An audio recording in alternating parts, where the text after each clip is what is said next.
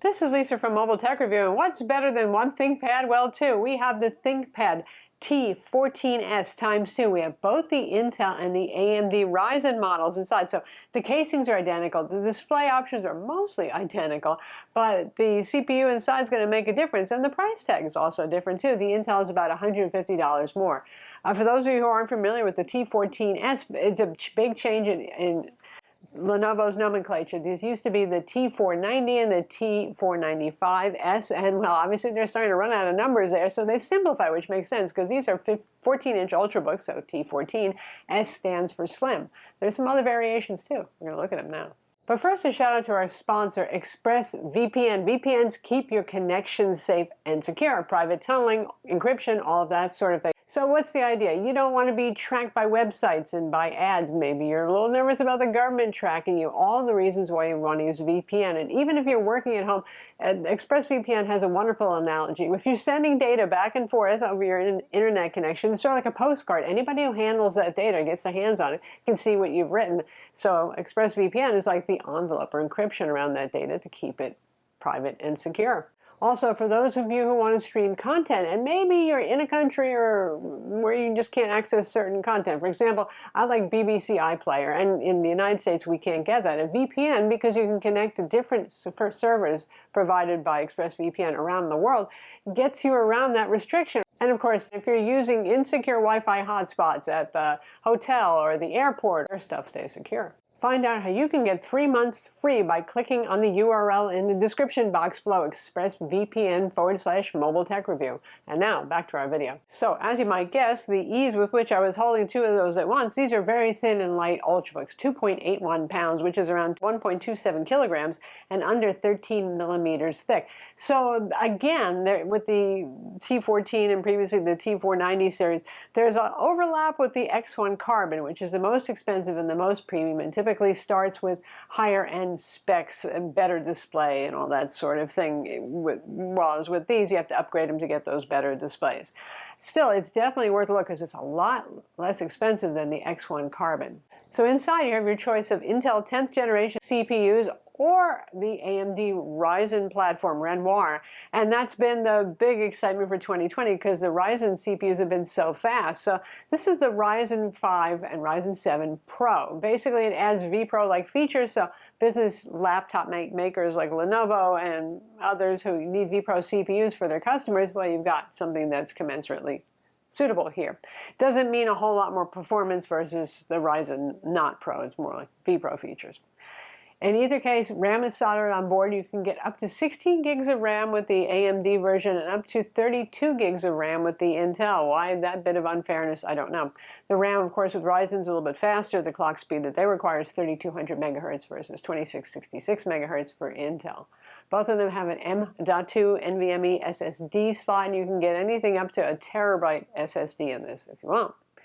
LTE is available 4G, and that's Cat9 as an option if you want it, and so is a fingerprint scanner and Windows Hello IR camera with the usual Think shutter, the physical slider that goes over the webcam so you know nobody is perving out on you and watching you remotely. Because these are ThinkPads, the keyboards are excellent. The usual concave, smiley-shaped keys. A little more key travel than we've seen in some of the very thin Lenovo's. And boy, this is a thin laptop. It feels fantastic. This is a typist's dream. And we have the usual track point eraser stick pointer with the dedicated clicky buttons and the standard trackpad below it, which works very well. No complaints with that. We have stereo speakers on board, 2 × 1 watt with Dolby software. And, you know, Lenovo always surprises us with their business laptops, and they have pretty good audio. There's a reasonable amount of bass and certainly plenty of volume here for something that's not a multimedia consumer-targeted laptop. Ports are ample too. Again, business-facing laptop means you want something other than here's a couple of USB-C ports, knock yourself out, right?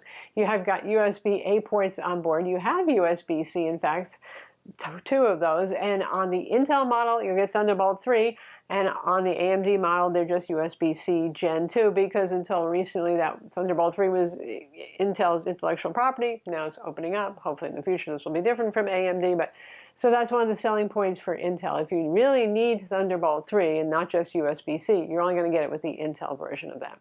We have HDMI 2.0 on the AMD version and HDMI 1.4b on the Intel version. Go figure. Mostly that's important if you're going to drive 4K monitors at higher refresh rates. Headphone jack, of course. Ethernet via optional dongle adapter is always with Lenovo laptops, and the mechanical or physical connecting dock connector on the side for those who want to use ThinkPad docks.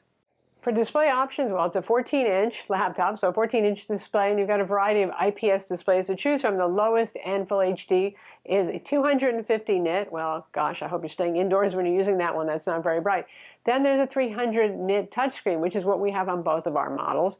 Then there's a 400 nit low-power display, something we've seen HP use and other business manufacturers as well, and even some consumer laptops, so it uses a bit less power for those who really care about their battery life, and probably gets you about a half-hour better run times if you go with that low-power display. And then there's the 500 nit privacy guard display for those of you who don't want people on either side to see what it is top secret stuff that you're working on. So our touchscreen, which is a 300 nit touchscreen, is matte. I mean, really, that's pretty refreshing and very rare, so that's nice. The color gamut is not so nice. This is kind of sad and pathetic. And when I was saying that the X1 Carbon starts with higher end displays, what I mean is even the lowest end Carbon display at least usually covers the full sRGB gamut, where these don't even do that. And of course, if you go for nicer higher end panels here, you can get that. There's a 4K display option, which probably, especially for a business focused laptop, might be overkill on 14 inches, but it's available, but only with Intel. So for those of you who are ThinkPad people and love that matte black finish, I mean, these are very thin, light, good-looking laptops that are not port compromised. Long ago and far away, we don't have things like removable hard drives and removable batteries anymore. That legacy of the ThinkPad history is long gone. But as they go, the durable magnesium casing that we've got on here, the spill-resistant keyboard, all those things that, if you like a ThinkPad, the wonderful keyboard, they're here. And if you're looking for a 14-inch Ultrabook, these are pretty tempting things. But what you probably really want to know is Intel versus AMD here. And no surprise, given what we've seen throughout 2020 with the Ryzen series of CPUs, is it really mops the floor with Intel's 10th generation offering, to the tune of 20 to 25% off in benchmarks. Now, for those of you who are buying these, that said, right, that's pretty exciting stuff, especially considering the AMD is cheaper. But still, for those of you who are buying this just to do Word and Excel and Zoom video calling and streaming video, will you notice that performance difference?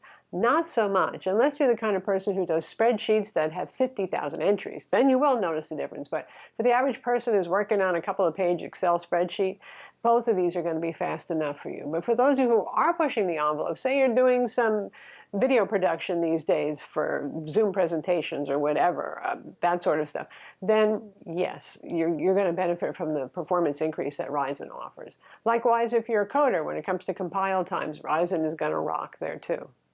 In terms of heat and noise, you know, they're actually very similar. They have the same chassis, they have the same fan, the same size fan, different motherboards there, but other than that, neither of these gets burning hot to the touch by any means. You know, they're Ultrabooks, they just don't do that. And in terms of CPU temperatures, they're pretty much surprisingly on parity. Now, often it depends with Ryzen, you know, it depends on the cooling solution. Sometimes those can get pretty toasty too, but they're on par and perfectly fine. I mean, at idle, you'll see temperatures in the 30s centigrade, where 100 is max allowed before you see thermal throttling. Push them hard, they'll go into the 70s, 75. So the cooling solution is adequate here. The noise is similar. The physical surface temperatures is similar in these. So how about battery life, battery run times? Well, again, AMD, because they have a 7 nanometer process that's, well, more efficient than the Intel, usually that means longer battery life. But in this case, we're seeing almost parity. In fact, the AMD gets a little bit less. I'm seeing about 9.4 hours doing average productivity and streaming video use with brightness at 40% on the Intel model, and 9.0 hours straight on the AMD. So a little bit longer, but not a lot. So in the end, as you try and choose between these, if you want the raw performance at $150 less starting price, well, it's going to be the AMD. If you need Thunderbolt 3, specifically you got Thunderbolt 3 dock you want to use or something like that, then it's going to have to be Intel. And for those of you who actually want that 4K display option, that is only available on Intel. And lastly, Intel gets a little bit better battery life, but not so much that I would say you should give up the performance on AMD if you don't need the Thunderbolt 3 and the 4K display.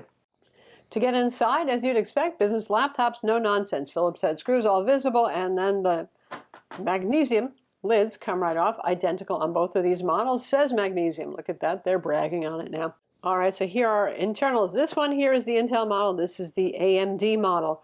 So we got our battery over here. Symmetrical, the same, but the motherboard is, no kidding, different. And if I turn them and put them in the same orientation, to simplify that concept, there you go. Let's see, same cooling system, all that sort of thing. So here's our socketed M.2 PCIe NVMe SSD. Now the Intel SSD benchmarked a little faster, but they are different brands. I don't know if this is going to be a consistent difference. I've seen one other review where they found the same thing, but it's not a huge difference in speeds, just ever so slightly. Over here we have our socketed Wi-Fi card on the AMD. That's an Intel Wi-Fi 6 AX200 card. Here we have a soldered Wi-Fi card. How interesting is that? AX201, also Intel Wi-Fi 6 card. This slot here is for the optional 4G LTE card, which would go right there. We have our antenna leads ready for that in case, well, you get that. RAM is soldered on board with these, so nothing to see there. Heatsink design, pretty much very similar. Again, same fan, all that sort of thing. And these are our speaker drivers. They are down-firing. So that's the ThinkPad T14s times 2. And by the way, there is a T14 not S, not as thin, just like Lenovo's also done. And if you like this, but you want a 15-inch size, there's a T15s. The T15P is a mobile workstation with a different class of CPU and dedicated GPUs. But if you're looking for a 14-inch thin and light premium, tanky Ultrabook, well, these would be it. And it's nice to have the choice between the two processors inside. I'm Lisa from Mobile Tech Review. Be sure to subscribe to our YouTube channel for more cool tech videos, and laptops up if you like this vid.